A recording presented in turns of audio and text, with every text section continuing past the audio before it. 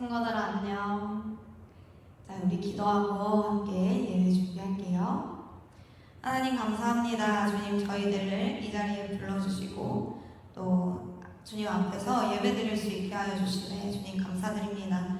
아버지 하나님 우리가 아직은 주님 전에 모여서 함께 예배 드리지 못하지만 그래도 주님을 사랑하는 마음만큼은 우리들에게 더 부어주셔서 오직 주님께만 영광 돌리고 주님 앞에 예배 드릴 때 더욱더 간절한 마음으로 예배 드릴 수 있는 저희들 되게 하여 주세요.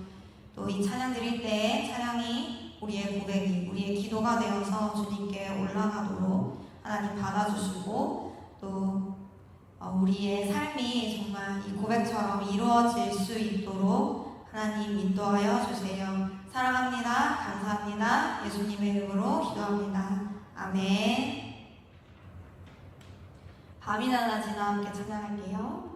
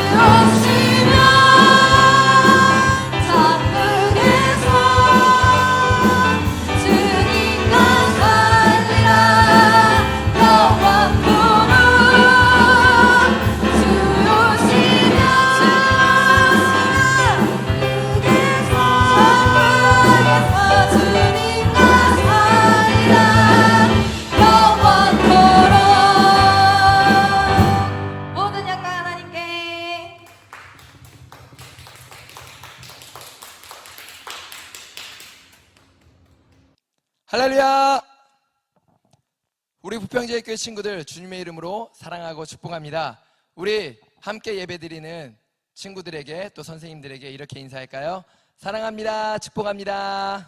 네, 우리 친구들에겐 사랑해, 축복해. 네, 여러분 너무 오랫동안 못 봐서 보고 싶은데 빨리 속히 볼 수 있는 날이 있었으면 좋겠습니다. 그리고 이제 영상 예배로 여러분들이 잘 못 드리니까 오전 예배 11시 예배입니다. 우리 아동부 예배 11시 예배로 모든 성도님과 함께 드리는 예배가 있으니까요, 여러분들 함께 나와서 예배 드렸으면 되겠습니다. 아셨죠? 그래서 꼭 나오시고, 그렇게 못 나오는 친구들, 부모님이 교회 못 보내준다라고 하는 친구들은 이렇게 영상으로나마 예배를 드리시기를 바랍니다. 자, 오늘 말씀 함께 보도록 할게요. 사도행전 5장 3절 말씀입니다. 사도행전 5장 3절 말씀, 신약성경 194페이지, 사도행전 5장 3절 말씀 한 목소리로 읽겠습니다. 베드로가 이르되 아나니아야, 어찌하여 사탄이 내 마음에 가득하여 네가 성령을 속이고 땅값 얼마를 감추었느냐. 아멘. 여러분, 지난주 말씀에 어떤 일이 있어요? 믿음의 공동체가 한 마음과 한 뜻이 됐죠. 그래서 한 마음과 한 뜻이 되어서 어떤 일이 있어요? 모든 물건을 함께 사용했다는 거예요. 야, 이건 내 거야, 네 거야, 건들지 마가 아니라 뭐예요? 야, 이거 나 있는데 너 이거 필요하니? 야, 나 이거 먹을 거 있는데 우리 같이 먹을까? 사람들이 자기 것을 자기 것이라 하지 아니하고 함께 나누며 사는 참 아름다운 공동체를 이루었다는 거예요. 그렇게 될 수 있었던 이유는 한 마음과 한 뜻이 되었다는 거예요. 하나님의 사랑을 알게 되고 하나님의 말씀을 들으면서 하나님을 알아가면 알아갈수록, 예수님의 십자가의 사랑을 알면 알수록 뭐예요? 너무 감사하니까, 그 사랑 때문에 내가 다시 태어났으니, 내 생명은 하나님의 것이니, 내게 주신 것 하나님의 것이니 내 것이 아니라 함께 나누라고 주신 것이구나, 하나님의 나라를 만들어가라고 주신 것이구나. 그래서 믿음의 공동체, 믿음의 가족된 형제 자매들과 함께 나누고 함께 섬기고 함께 베풀고 그렇게 아름다운 공동체를 만들어 갔다는 거예요. 그렇게 우리가 아름다운 사랑으로 하나 된 공동체가 될 때에 그곳이 바로 천국이 되는 거예요. 이 땅에서도 우리는 천국을 살아낼 수 있는 거예요. 자, 그러고 나서 어떤 일이 있나 오늘 말씀 보니까 33절에 사도들이 큰 권능으로 주 예수의 부활을 증언했다라는 거예요. 여러분, 권능을 언제 받아요? 사도행전 1장 8절에 너희가 성령을 받으면 너희가 권능을 받는다라고 말씀하셨어요. 그러면 땅끝까지 이르러 내 증인, 예수 그리스도의 증인이 될 거야 라고 말씀하셨죠. 여기서 큰 권능은 사도들이 성령의 충만함을 받아서 어떤 게 했다는 거예요? 말씀을 계속해서 증거했다는 거예요. 담대히 하나님의 말씀을 전했다는 거예요. 근데 그 중에서 특별히 어떤 말씀을 전했다? 주 예수의 부활을 증거했다라는 거예요. 그들이, 사도들이 전한 하나님의 말씀은 예수님의 부활이었다는 거예요. 여러분, 예수님이 십자가에 죽으신 것도 너무나 중요해요. 왜? 예수님이 십자가에 죽으시지 않았다면 내 죄가 그대로 있기 때문에, 예수님 십자가에 죽으셨기 때문에 내 대신 죽어주심으로 말미암아 우리의 죄가 용서받을 수 있었다는 거예요. 얼마나 귀한 복음인지 몰라요.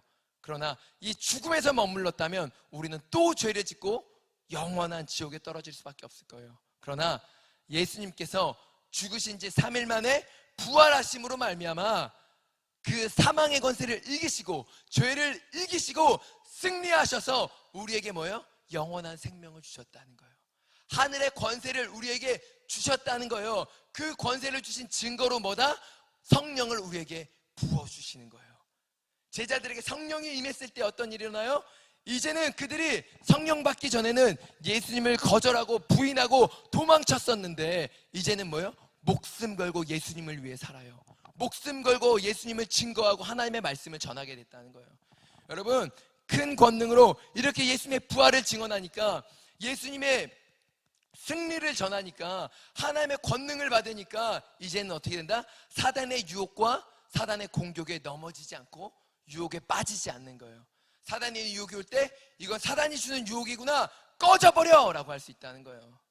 만약 하와가 이런 권능이 있었더라면, 사단이 야 이거 먹어봐 하나님처럼 될 수 있어 라고 선악과를 줄 때 하와가 뭐야? 이 뱀새끼 사단아 꺼져버려 라고 모가지한테 빡 쳤었으면, 그죠?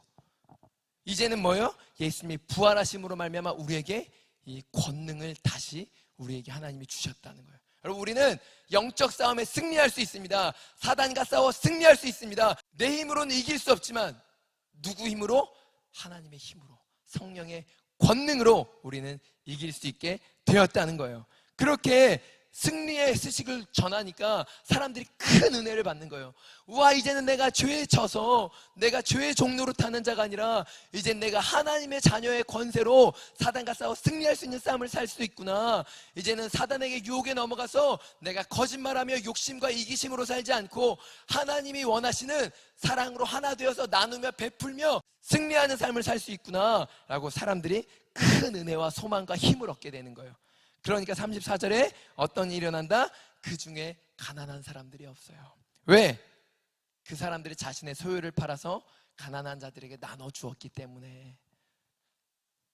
여러분, 너무 아름답죠? 우리 공동체도 이런 공동체가 되었으면 좋겠습니다.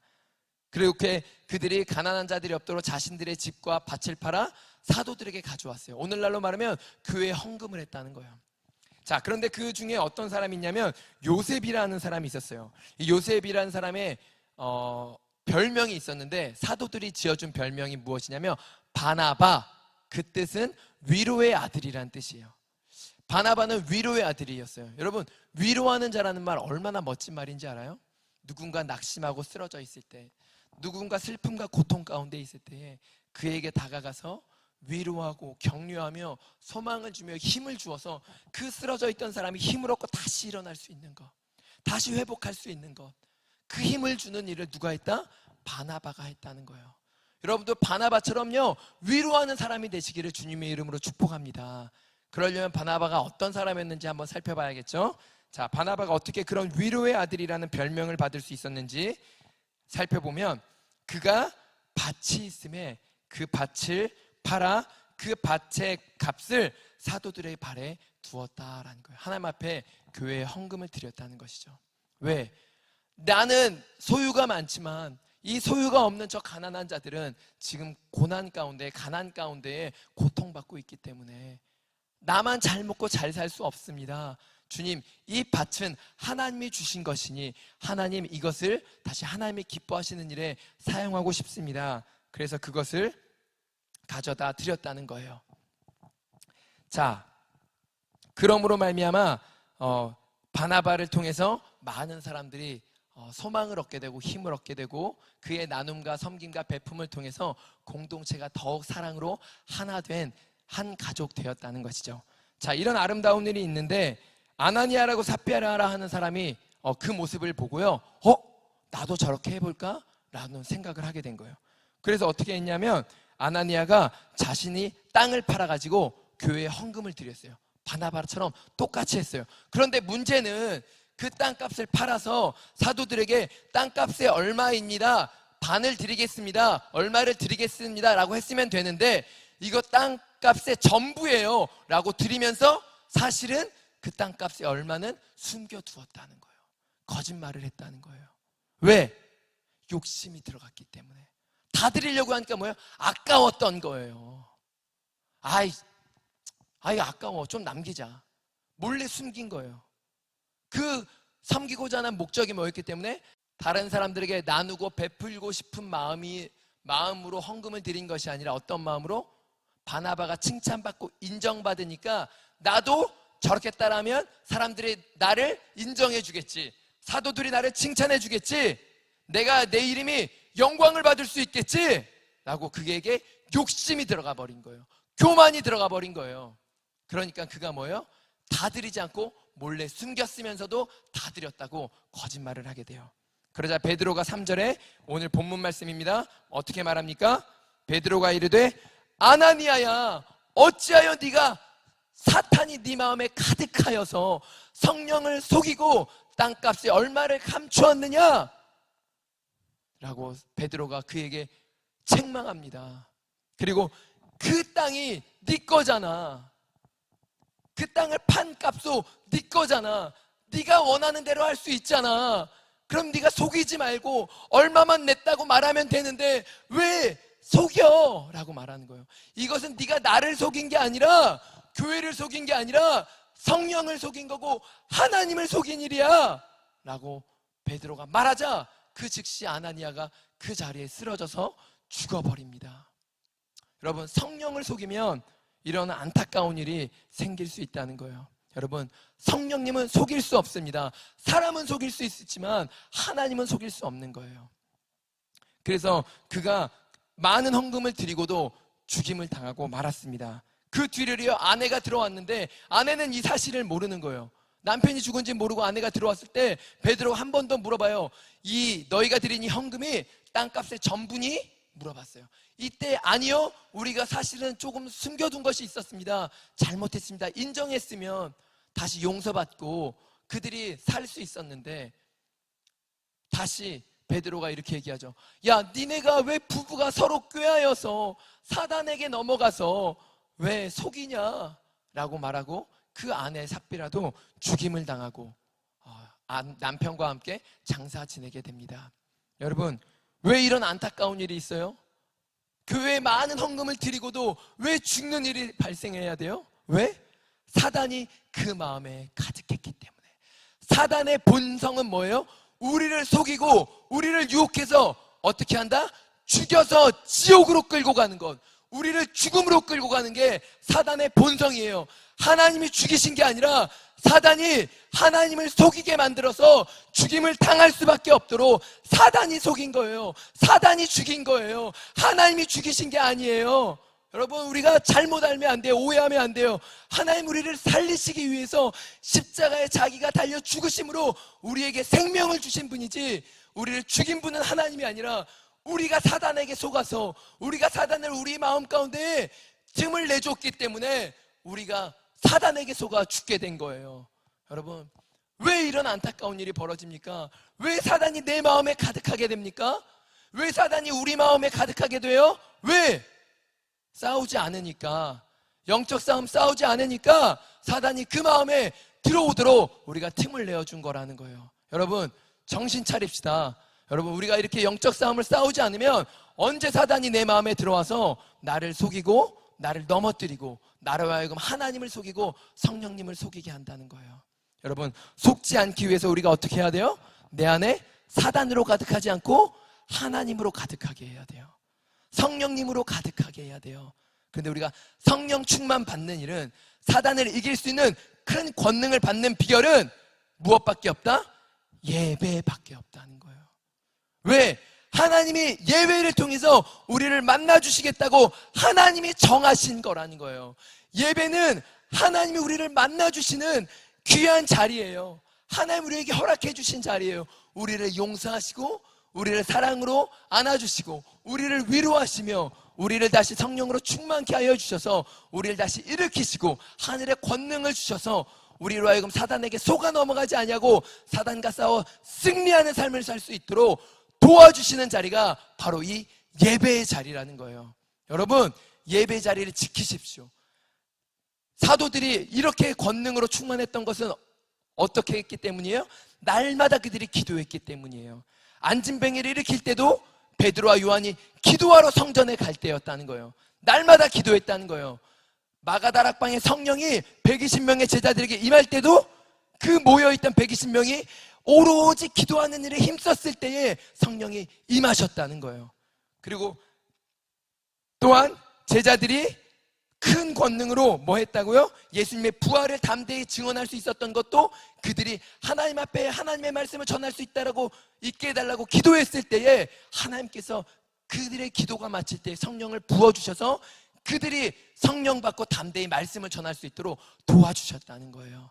여러분, 우리가 사단을 이길 수 있는 일은, 유혹과 거짓에 넘어가지 않을 수 있는 일은, 사단이 내 마음에 나를 조종하지 못하게 하는 일은, 그래서 사단이 내게 욕심대로 이기심대로 살지 못하도록 우리가 막을 수 있는 일은 무엇밖에 없다? 성령 충만 받는 일밖에 없다라는 것입니다. 여러분, 성령 충만 받아서 큰 권능 받아서 사단과 싸워 승리함으로 내 욕심대로 살지 아니하고, 사단이 하라는 대로 살지 않고, 내 이기심대로 살지 않고, 내 이름이 높아지고 싶어서 인정받고 칭찬받고 싶어서 다른 사람을 섬기는 것이 아니라 하나님의 사랑 때문에, 내가 받은 용서 때문에 나도 다른 사람들을 용서하고 사랑하며 하나님 주신 것을 나누며 베풀음으로 말미암아 내가 있는 가정과 내가 있는 교회와 내가 있는 학교와 내가 있는 직장과 내가 사는 이 대한민국이 여러분 그 사랑으로 가득해지시는 그런 축복의 통로 되시기를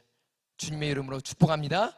날마다 성령 충만으로 승리하심으로 하나님 앞에 영광 올려드리며 내가 있는 자리가 하나님의 안에서 하나 되는 한 가족을 이루는 천국을 이루는 그 자리가 되기를 다시 한번 축복합니다. 기도하겠습니다.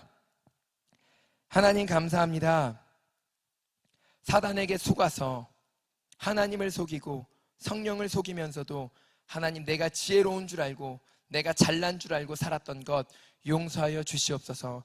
내 욕심과 이기심으로 삶으로 말미암아 내 주변의 친구들과 가족들이 하나님 나 때문에 힘을 얻고 소망을 얻고 위로를 얻기보다 나로 인해서 짜증이 나고 화가 나고 우리 가정 안에 다툼이 일어났던 것들 용서하여 주시옵소서.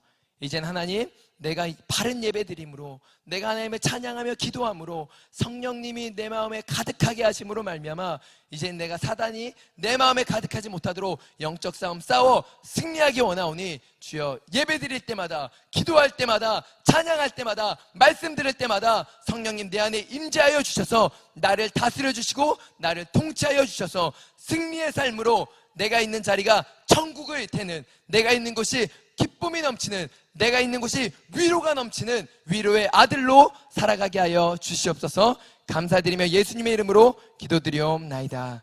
아멘.